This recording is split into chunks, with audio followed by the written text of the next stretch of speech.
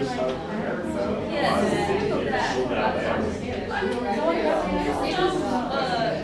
what made you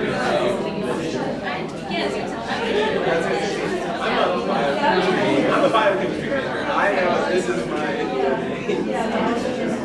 okay. Wow, that's cool.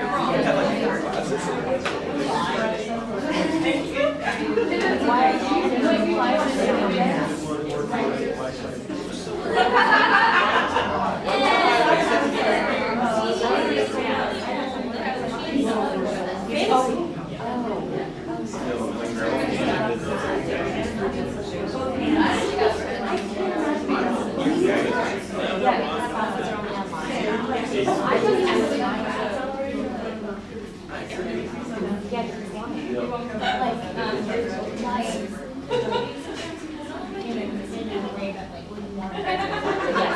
That's what it's doing. Yes. Okay. That's what that is. Oh.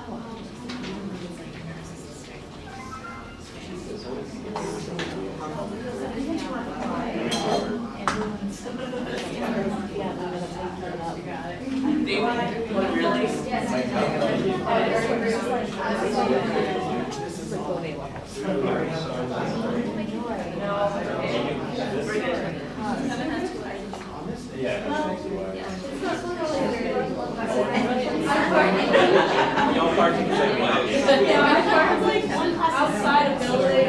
I need to find someone else.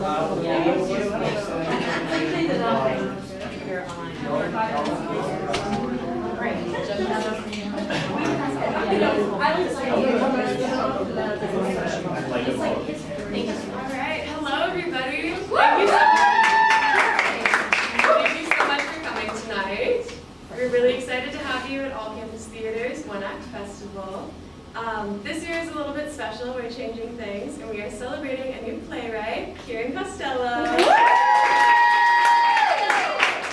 have 3 stage readings and 1 table read for you tonight. And our first one is Laundromat, directed by Ryan Golden.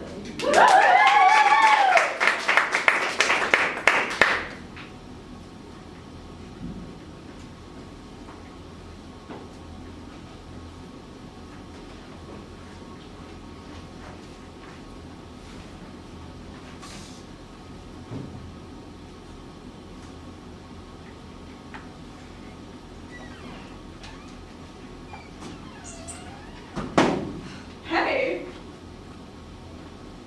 I spilled tomato soup on my clothes. I was eating grilled cheese and tomato soup. I love grilled cheese and tomato soup. I have been craving it all week, and I finally make it, and I spill it on me. Oh shit. What? I didn't even eat the grilled cheese. I forgot. How do you forget to eat a grilled cheese you just made? I'm talented. What did you eat for dinner? Sorry, I like to talk. Do you like to talk? I guess so. Sometimes. What about right now? Yeah, sure. Cool.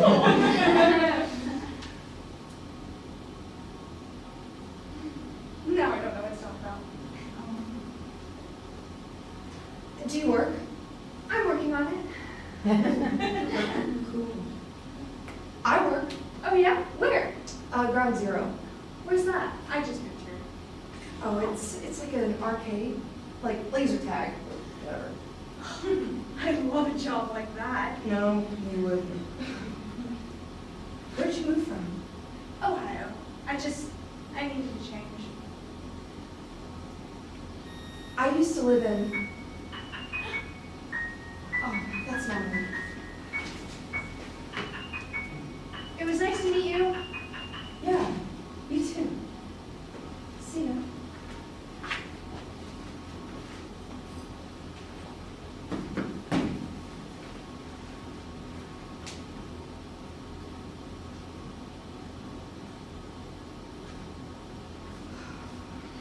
Oh, hey! Tomato soup guy.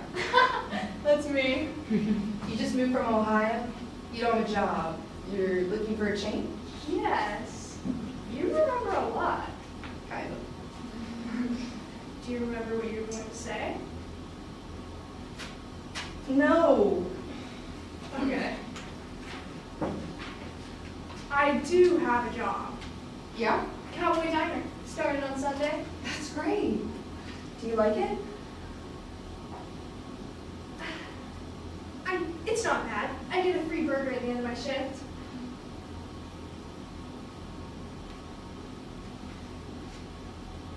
I used to live in Springfield, which is like 2 hours from here.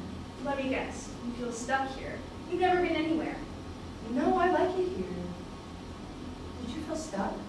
No. I loved Ohio. You don't know my name. Sorry.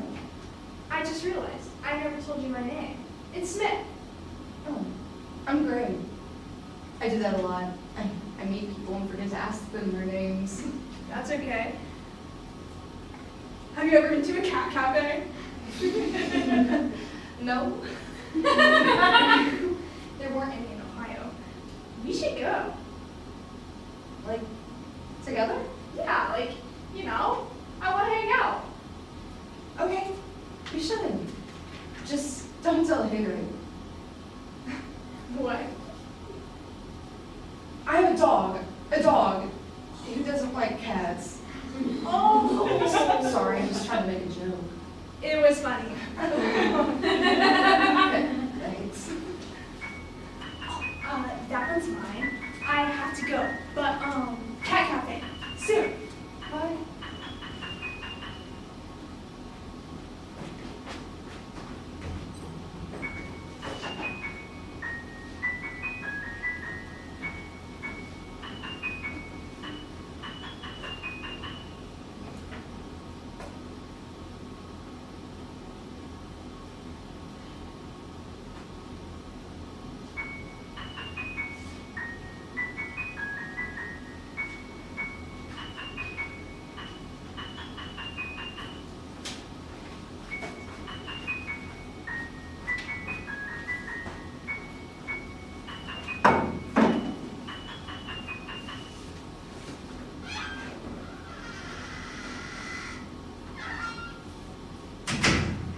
Great. Hi. Hello. This is great. I was just thinking how last time I should have gotten your number. I was so worried that we would never see each other again and that would be the end of it. But here you are. And here I am. Last time? I don't think we... Oh, shit. Sorry. Wait. Did you not recognize me? Yeah, no, of course I did. No, I didn't. Oh. Sorry. How have things been? How's Cowboy? It's good. It's good. It's not great, but I'm not asking for it to be great. Do you come here often? I do. Yeah, I have issues with faces. What? I have issues with faces. Okay. I used to have this art teacher, a family friend, for 13 years, most of my life. But I can't remember what she looks like. I can't see it. I remember her hair. She had this long gray hair with thick waves, and she always wore it in the middle part, always up, always the same. And if it ever got in the way of her masterpiece, it became an event to put every piece back into place. I remember that. And I remember her kitchen. It's where I learned how to draw and how to mold and how to paint. It was green. This very specific shade of green, soft and round. And there were quotes painted on the cabinets like, "Art is sacred," or "Tell me and I forget," "Show me and I'll remember," "Involve me and I'll learn." Now, I know that it's Confucius. Then, I thought they were her words. Maybe she told me, but of course I forgot. What's your point? I don't know. I don't know what my point is. I don't know if you even still want to be here. Do you want to be here?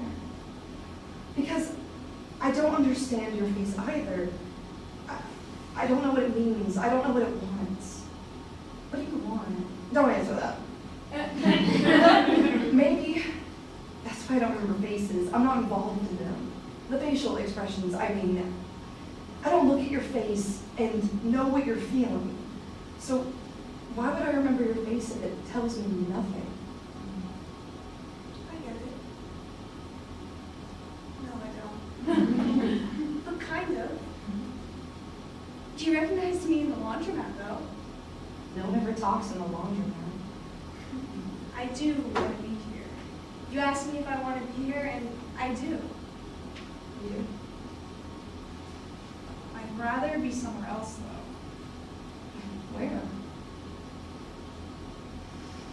The Cat Cafe.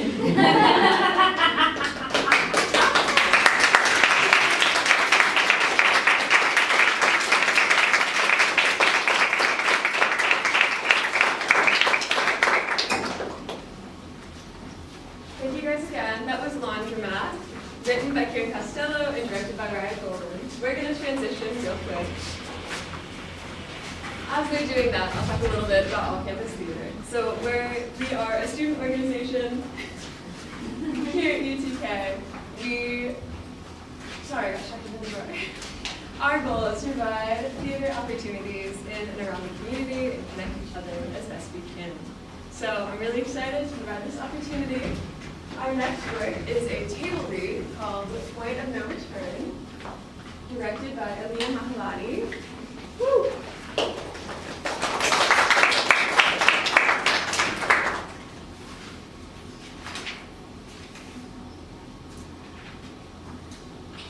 Scene 1. Lights up on a lavish but minimalist living room. Charles is lying on the couch having just woken up. Nancy brings in a cup of coffee and sets it beside him.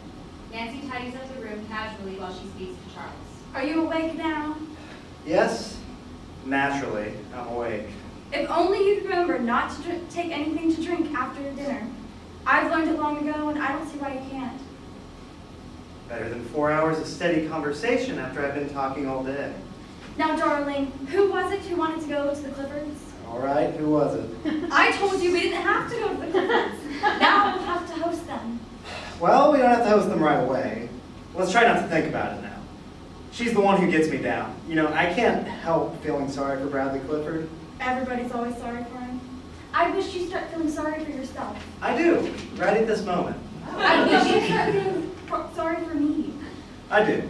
I feel sorry for me, and for you, and for everybody else who lives in this dead-end town. In fact, I feel sorry for everybody in this world. That's how I feel. Darling, don't be so dismal. You'll make me feel sorry for you. Bill up? Yes, darling. Is he out of the bathroom? Yes, darling. What about Evelyn? Is she up? She spent the night with her sister in Harlem. There's no excuse to lie there all day now. And drink your coffee. You're always better after you have had your coffee. Mary will be back this afternoon. Are you sure she's coming back? Oh yes, she's coming back. She left everything in her room. You'd better wear your herringbone suit. It came back from the cleaners yesterday. I put your ruptured duck on it. Never mind it. I'm too old for that thing. I'm not running for any office. Yes, you are, and don't keep forgetting it. You're right in there polishing apples. All right, I'm not forgetting. And don't forget that herringbone. And don't take that thing out of the buttonhole. No matter how well Roger Blakesley looks, he hasn't got that duck. No, that's right. He was too bright to get one. And remember, we're going to the Burtons Friday night. Don't forget to tell Mr. Burton you're looking forward to it when you see him. Nancy exits. Scene 2. Charles enters the bank and attempts to go straight to his office. He is intercepted by Roger. Why, hello, Charlie. Hello. Are you still using that electric razor, Roger? Frankly, yes. My beard is just the thing for it. And besides, it makes me feel like a putting green. Or a bowling green? Listen, Charlie, will you have any time on your hands today? Not much. How about lunch? I can't make it. I got a date with Tony Burton at the University Club. But we must check up on that Caitlin thing sometime before we meet with the attorneys. We can go over it on the train if you want. Boy, I simply can't. Tony wants me. He's saving me a seat. There's a lot more to banking than you think, isn't there? It's Charles. hard, isn't it? You're very subtle in the morning. We'll see you in the studio. Oh, and there's someone waiting for you in your office. He says he knows you. Thanks. Don't mix your colors wrong, Roger. Roger exits. Tony wants me. He surely does not. I doubt Mr. Burton wants Roger at the University Club either. Well, Charles enters his office. good morning. Charlie! How can I help you? Charlie Gray. Don't you remember me at all? Come on. I can tell you any word, Charles. The child is father of the man. Did I know you when I was a child? No, you didn't. You were a young man by then. My God, Charlie, I'm Malcolm Bryant. Malcolm! My God, Malcolm! The two men shake hands heartily. There he is. Oh, Charlie, how's Jessica? I don't know, Shirley. I haven't seen her for quite a while. What? Didn't you marry Jessica? No? How's Clyde? I don't know, Malcolm. Aren't your family still living there? My father's dead. My mother's living with Dorothy in Kansas City. Oh, so Dorothy is married. Yes, What about the old house? we sold it. I suppose it's still there. I haven't been to Clyde in a very long time. A ghost town. A vital sort of ghost town. That's the way I described it in the introduction. I'm sure you haven't read my book. Your book? My book on Clyde. You've never seen it? Well, I brought you a copy. Malcolm hands Charles a rather large book. Why, thanks, Malcolm. Yankee Persepolis. That's what I called Clyde. Persepolis. Why Persepolis? It was the capital of the Achaemenid Empire, a place of memories. That was the basis of my studies in Clyde. I thought you studied primitive man. Ah, yes, Charlie. But you see, all man is primitive. You ought to know that. You're primitive. Yes, I suppose I am. And so is Clyde. Primitive, like any other social structure. I don't know much about anthropology, except what I learned from you, but it always seems to me you people oversimplify. Man has only a few behavioristic patterns that are constantly repeated with silly variations. You can't oversimplify. That's the beauty of it. Why are you here, Malcolm? I'm only here to see you. For today, that is. Tomorrow, I'm off to New Guinea. New Guinea. I suppose you must have a PhD to go to places like that. You have to know about bugs or snakes or rubber. Yes, it's better to have a PhD, but it's more important to think of a project. Then you sell that project to somebody, and they give you money, and you go. So you have a project in New Guinea. Yes, for the Pacific Investigation Institute. They had to have an anthropologist. Walter Sykes was going. He's overrated. If you want my personal opinion. And he keeps harping on the Haynes method. His kidneys gave out, and so they went around the Birch Foundation, and the Birch found me. Oh. You mean you just pack up and go? That's no problem. I have an assistant. He's doing all the work. Let me go to lunch today. I have the time. Wonderful. I must make a call first about the penicillin. Wait here. I won't be a minute. Malcolm exits. Charles opens the book to the first page. Yankee Persepolis appears as the final summation of a study made some years ago of a typical New England town, its culture, and its social implications. This volume has been written by Malcolm Bryant in general charge of... Charles skips a couple of pages. Malcolm Bryant, though stemming from the Middle West, took his doctorate at Harvard University, is at present a fellow of the Birch Foundation, and is widely recognized through his papers in scientific journals and as a lecturer. Flips a page. For the purpose of distinction, the very definite and crystallized social strata of Yankee Persepolis will be defined as upper, middle, and lower. These will be subdivided into upper upper, middle upper, and lower upper. And the same subdivisions will be used for middle and lower classes. He's always been one to overcomplicate, hasn't he? Charles turns to the middle of the book. Typical of a lower upper family are the Henry Smiths. Father, mother, son, and daughter. The son, Tom, a likable young graduate of Dartmouth, works ambitiously in the office of the Pax Company and is thinking of leaving for a job in Boston. He and his sister Hannah are in a position to move by marriage to middle upper or possibly upper upper status. There is even talk that in time Tom may be taken to the fortnightly, and he's on friendly terms with the daughter of Mr. Johnson, upper upper, though there is little prospect of more than friendship. Hannah is occasionally squired by Arthur Hopewell, upper upper, but here too the prospect of marriage both recognized as small. You could be a little more subtle, Malcolm. Let us examine a typical day in the Smith family. The rising hour is 7. Tom starts the coal fire in the kitchen range. Mrs. Smith arises to prepare breakfast. The maid Martha Brood, middle lower, not appearing until 8. Hannah does not assist at this function because of parental effort. Very marked in the lower upper and continuing through the middle group for social advancement, especially of the marriageable daughter. The distinction in this regard between son and daughter seems definitely marked. It was only a study for him. He must have recorded every conversation in his notebook. The ancestral motif is marked in this group and as is in the upper. All right, Charlie, let's go have some lunch. Charles doesn't move. So you've been looking over the Yokas, have you? Yeah, I was just glancing through it. It's funny I never heard of it before. It's a professional sort of book. Everybody has to publish something. It's like all sociological books. It's a little over my head. It has a clear style. It isn't meant to have style. Scholars suspect anything with style. It has a lot of facts, but it doesn't sound much like Clyde. My God, it isn't meant to be Clyde. It's only meant to represent a characteristic social unit. Can't we just go over lunch, Charlie? All right, you're paying for it. I can't. I'm a likable Dartmouth boy. So, you read that piece, didn't you? It's funny. That book, I thought everything was pretty well scrambled. But you picked yourself out, didn't you? Yes, the Smith family? I'm afraid you made it sore. Get it out of your head that it's personal. I wouldn't say I was sore, but of course it's personal and I can't say that I like the idea.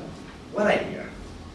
The idea of someone like you coming there and treating us like guinea pigs. As far as I can remember, we were pretty nice to you and Clyde. Now listen, Charlie. A social survey hasn't anything to do with friendship. Besides, it was 20 years ago. I wish you'd get into your head. I liked a lot of people there. I liked you, for instance. God knows why. I used to like you too. God knows why. And up to a certain point. What point? Oh, never mind.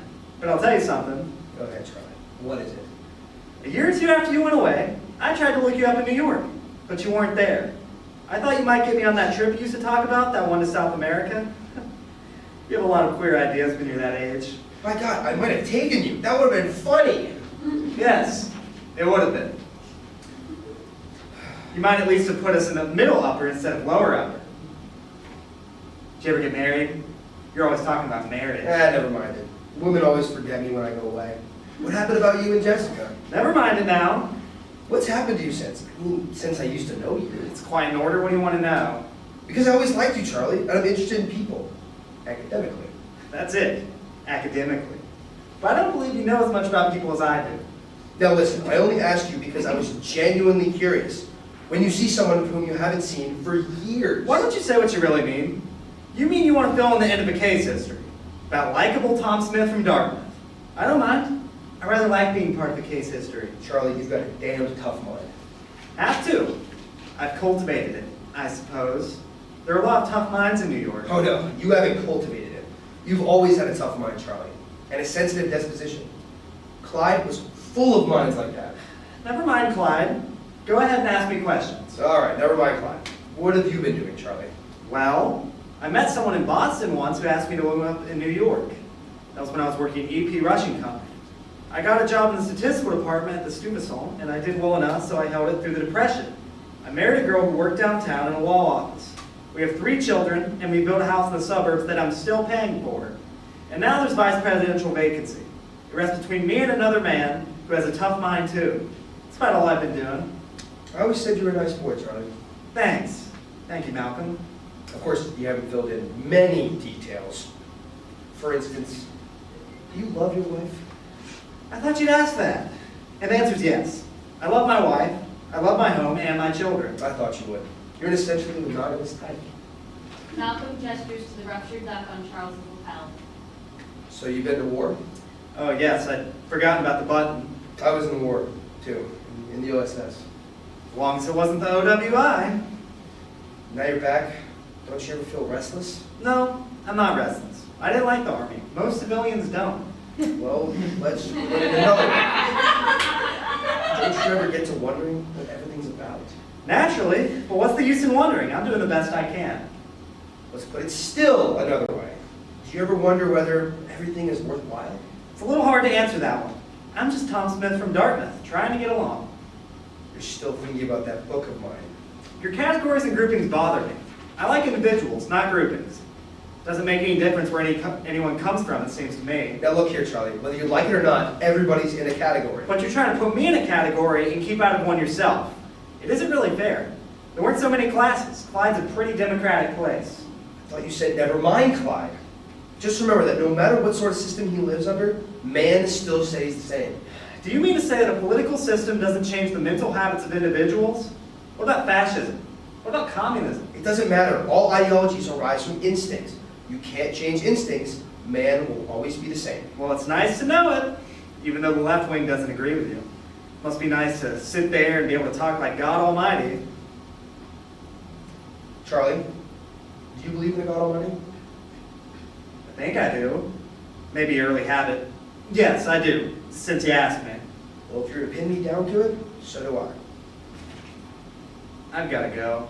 Don't go. We only just began to talk. You got to be taken off to New Guinea. Wish you hadn't made me talk about myself all the time. Maybe next time you'll answer some of my questions. And maybe we'll really go to lunch. Charlie, you've got a lot of guts.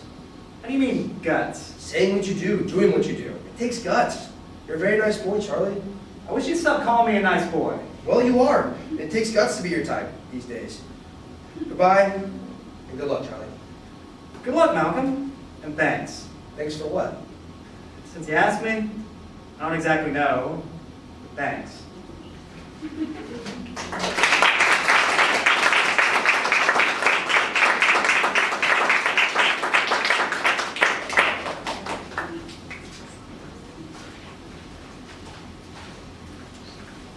I forgot to announce our actors. So let me do that for you real quick. In Point of No Return, you just saw, here we go. You saw Duke Parker playing Charles, Kelsey Kane playing Nancy, and Brady McCulley playing Malcolm and Roger.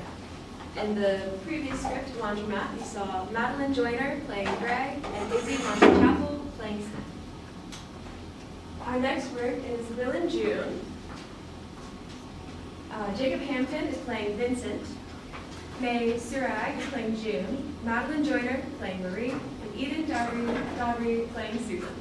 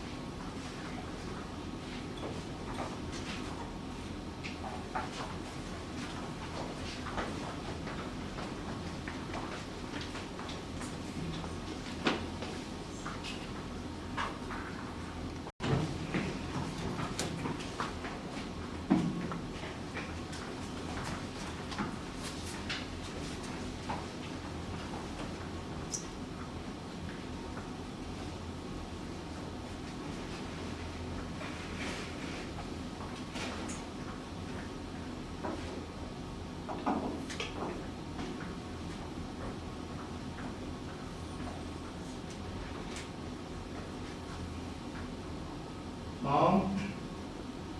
Mom? Did you take your pills? Huh? Did you take your pills? Yeah. Yes, 1 and 2. Okay, good. I've got some pasta on the stove. Is that good? Yes, I like pasta. And I got some fresh tomato sauce too. Pulled some tomatoes from the garden. Got some sausage I'm gonna put in there too. Oh, that's nice. I like pasta sauce. You will? Okay. How's the weather? Huh? The weather? You were outside getting tomatoes? Yeah, it's nice. It's warm. Have you not been outside today? No, I'm wearing my nice pants. I don't want to get them dirty. Right. The ones you bought for gardening. I don't want to get them dirty. Okay, no problem. Maybe you can change your pants so we can go eat outside. How would you like that? No, that's okay. Inside is okay. All right then. Vincent, can you stop that? Stop what? Please, Vincent. Stop what? Just get off the couch. You're sitting on the couch. Okay, sorry. All right. Pasta's nearly ready. The blue bowl. Do you remember? Yes, I'll get the blue bowl. And the forks? Yes, I remember the fork. Mom, are Are you okay? Yes, I'm fine. Okay, good. Do you know you're tapping on the side table? Right. Of course. Of course. I know Pete. Okay, Mom. I'll go check on the pasta. I'll be right back. Will you take your meds if I bring them to you, please? I told you. Please. It's fine. Thank you.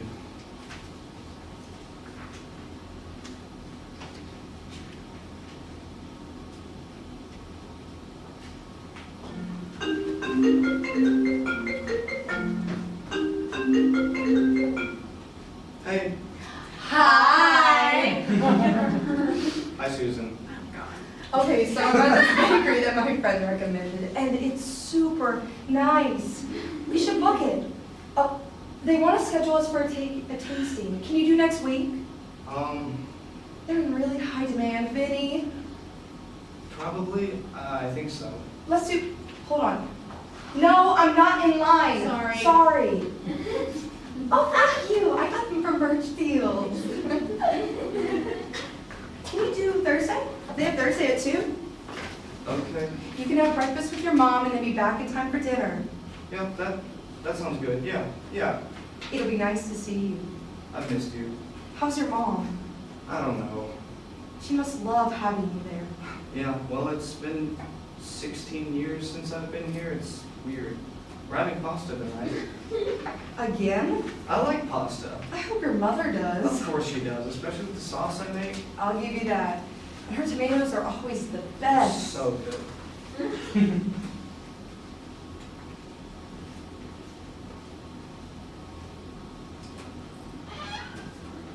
Who's on the phone, Vincent? It's Marie. I'll be inside soon. Okay, I'll set the table. Thanks, Mom. She sounds good. You think so? I don't think she's taking her meds. Oh, I think she'll take them tonight, though. She said she would. good. Oh my gosh, look at that cake! It is massive.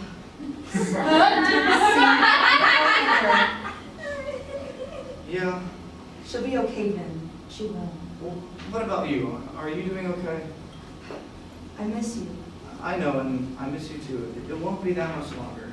Right. If Mom is having a good day, then I could head down an hour or two early. We could have lunch. How's that? I like that. We'll have something that's not pasta. Thank God. Have you told her yet? Darling, Ben, you can't keep putting this off. I know. It's not going to help. I know. I'm moving in to live with you. I know. She's just really fragile right now. She's going to find out. I'll tell her, I promise. Okay, good.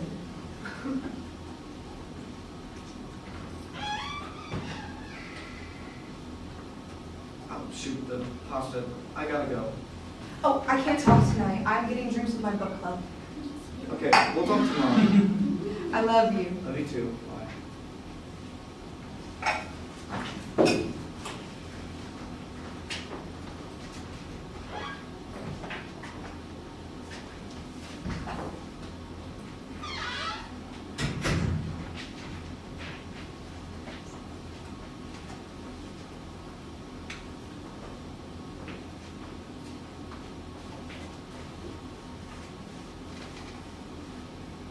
Marie.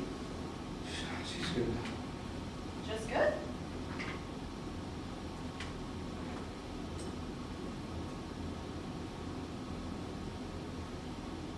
You sure you don't want any sauce? The tomatoes are really good today.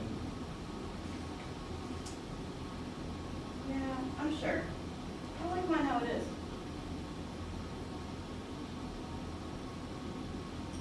Something on your mind? Did Marie say something? Are you having issues? No. Then what's going on? You can't fool me.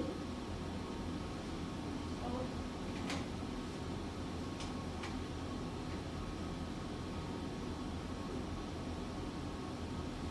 You miss her? Sorry. Of course you do.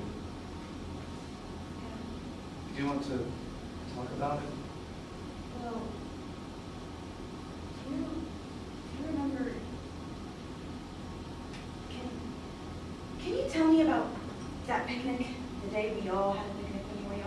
Sure, it was, geez, the summer after my sophomore year. I hadn't spent much time with her yet, but you were always telling me about her. I was so glad that you were getting close to someone while I was away. We came over and had lunch with us, but the weather was so beautiful we decided to go out on a picnic. We went to the park down the road and Bill made you a quilt a few weeks before, so we took it with us. We made sandwiches. Bill brought a cake, strawberry with cream cheese frosting. That was always my favorite. She made it for my birthday the next year, and she always remembered that. Thank you. She taught you how to make that cake, didn't she? It never tastes the same thing. I think it tastes amazing. And now you're made it for free. And that's awesome. Yes, and Mom, I have to. You turned off the stove, right? Yes, of course. And we should change the batteries on the smoke detectors. We don't need to. They'll tell us when they're low, and we changed them last month, remember? And I'm always here. It's okay. I need to tell you something. Marie and I. You got this. I love you. Is everything okay? Sorry, it's just Marie. We're engaged. I proposed right before Bill, and well, I didn't know the right time to tell you, but we're planning the wedding, and we're so excited. Yeah. Are you okay? Yes, of course. Of course, I'm sorry. I'm sorry, I'm just surprised. I need to adjust. But Marie's just lovely. Oh, I love Marie. You do? Of course. And anyway, it's been so nice having you around. And with Marie, it'll be even better with both of you. And well, Mom, we're going to. Oh, it's okay. It's okay. No, don't worry. Just go sit on the couch. I got it. It's okay.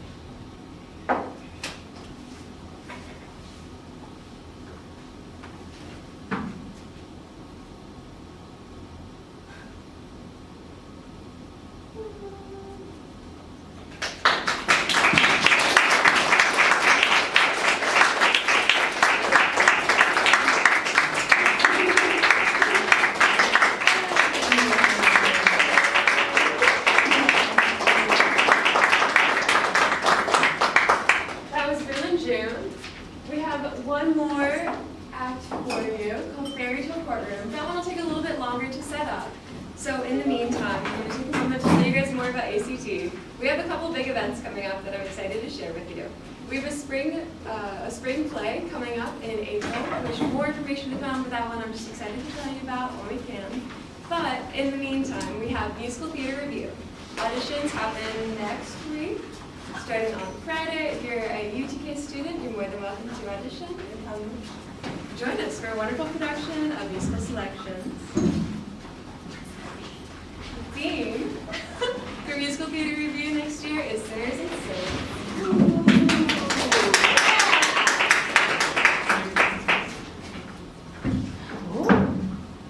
As we're setting up for Fairy Tale Courtroom, I'll tell you a little bit about Fairy Tale Courtroom. So this is based on our favorite fairy tales. And it is a little bit more silly or less serious than our previous scene. Our actors for this work are Emily Kelly, who's playing Fairy Godmother, Kelsey Kane, playing Lady Tremaine, Izzy Montechapo, playing Jiminy Cricket, Brady McCulley, playing Mr. Wolf, Sophia Scott, playing the witnesses and the jury.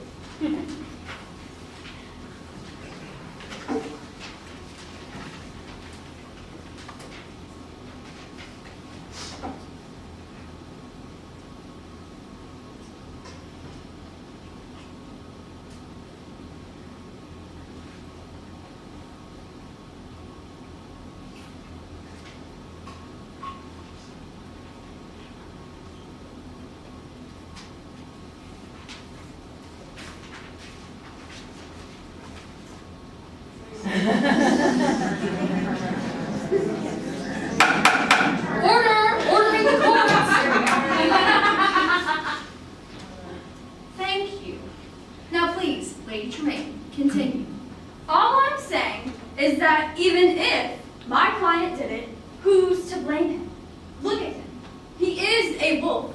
He is hungry. If he did create an extravagant plot to gobble up a little girl's grandmother, just so that he could in turn, gobble up a little girl, who's to say he was wrong? Is it wrong to steal loaf bread when you're starving? Yeah. Mr. Giant, have some decorum.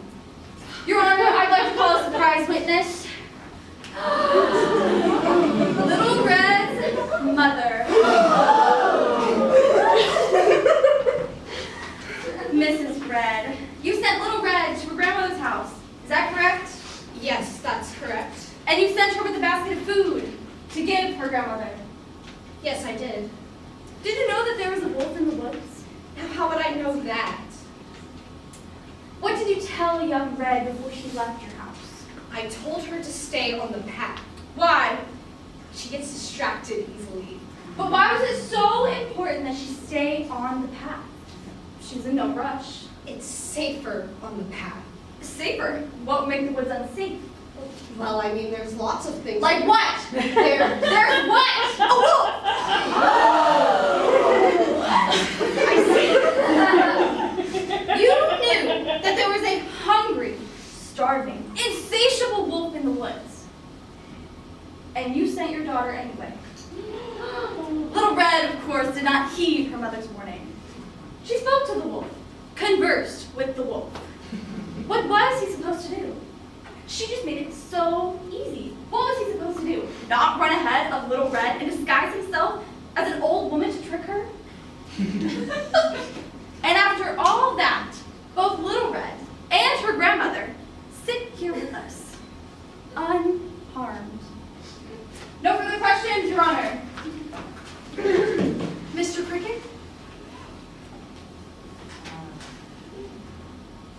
I'm sorry, Mr. Cricket. I'm having trouble hearing you. Could someone please get him a microphone? Thank you. I'd like to call the huntsman to the stand.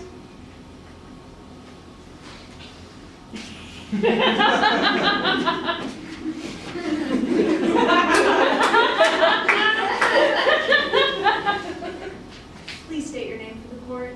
Me, Last name? Huntsman. Thank you. Now, Mr. Huntsman, what happened the night you found Red and her grandmother?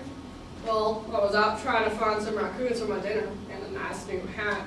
But I couldn't find nothing because of this awful noise I hear scaring away all the critters. So I decided to go looking for it. Find this cabin in the woods and there you go. Noise come from there. Sounds like snoring, but that's old Mama's house. She always sound like that. So I decided to go in. What do you find? Well, I found that wolf there, all prettied up in Grandma's nightgown, sleeping in her bed. Now I think to myself, where'd Grandma go? She might be in that wolf. So I take out my trusty Swiss Army knife. I've had it for 10 years, real pretty. Let me show you. Mr. Huntsman, did you bring a knife into my courtroom? No, ma'am, I did not. So I take out my knife and I cut open the creature. And to my surprise, not just Mama, but Red too comes right in his belly. Wow, what a hero. Thank you, Mr. Huntsman. No further questions, Your Honor. Lady Tremaine, your response. I have some questions for the witness as well, Your Honor. Mr. Huntsman, you said you cut open Mr. Wolf.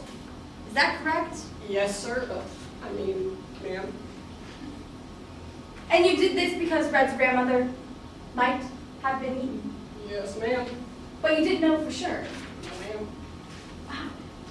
Those are just awful circumstances. My poor Mr. Wolf.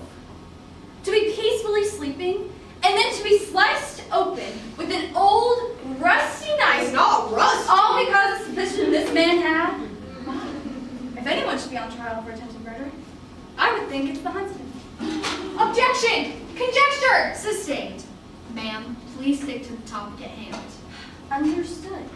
Ladies and gentlemen, and others of the jury, is Mr. Wolf really the one who committed a crime? Is he not the victim? Mr. Wolf, I noticed you were wearing a very lovely dress today. Why is that? After I tried on grandmother's nightgown, I started to think about how my clothes and how I express gender through my appearance. And I was talking to Doris the other day about how clothes don't equal gender. The thing that we talked about, remember? Oh, right. Why else are you wearing the dress? To hide my awful, hideous, terrible, hideous, oh, I already said that word again. Large scar. And how did you get the scar?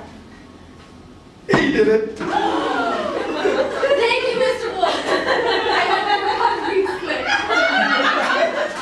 You see, my client is physically and emotionally scarred. A little Red Riding Hood and her grandmother sit here with us, unscathed.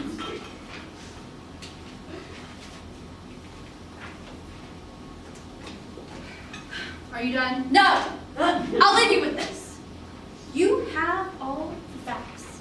Mr. Wolf acted on his natural instincts, and as a result, he was left with pain, and a permanent scar, and an empty stomach.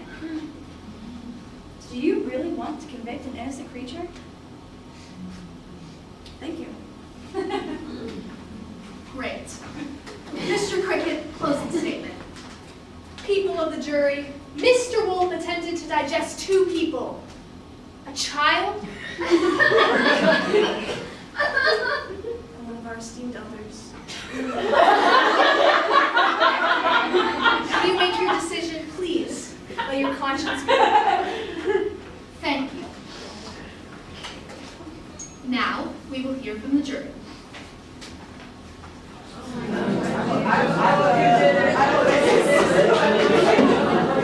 Mr. Wolf is not guilty. Yeah!